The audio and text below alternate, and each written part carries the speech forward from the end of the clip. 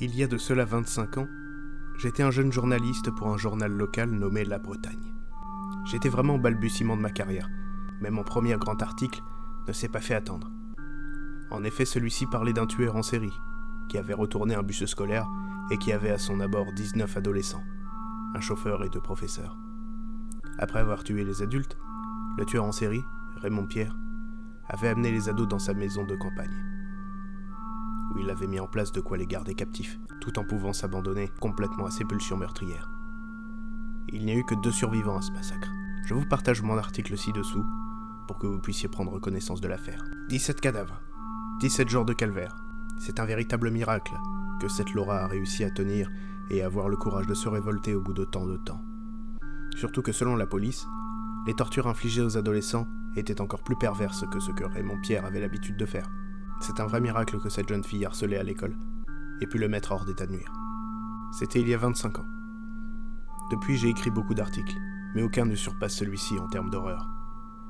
C'est pour cela qu'à l'approche d'Halloween, mon chef m'a demandé la semaine dernière d'aller voir ce qu'étaient devenus les survivants de cette affaire, à savoir Laura Morisson et ce pauvre Tony. Laura a réussi sa vie. Suite à son nouveau statut d'héroïne, elle est passée de souffre-douleur à star du lycée. Elle a pu obtenir facilement des bourses d'études et a suivi un cursus médical, puis est devenue médecin. Actuellement, elle est en Afrique en mission humanitaire pour aider les enfants les plus démunis. Un vrai conte de fées, comme si cette affaire l'avait rendue plus forte et avait provoqué en elle le déclic pour mener sa vie de la meilleure des manières. Je suis allé voir Tony. La première fois, je n'ai pas pu le rencontrer. Ses parents m'avaient informé qu'il avait une maladie incurable et qu'il n'allait pas bien en ce moment. Je n'ai pas pu m'empêcher de plaindre ce garçon, réduit dans la fleur de l'âge, à l'état de légume par un tueur en série. À l'inverse de Laura, cette affaire avait gâché sa vie, de la plus cruelle des manières. Même s'il était l'un des harceleurs de Laura, il ne méritait cela en aucun cas.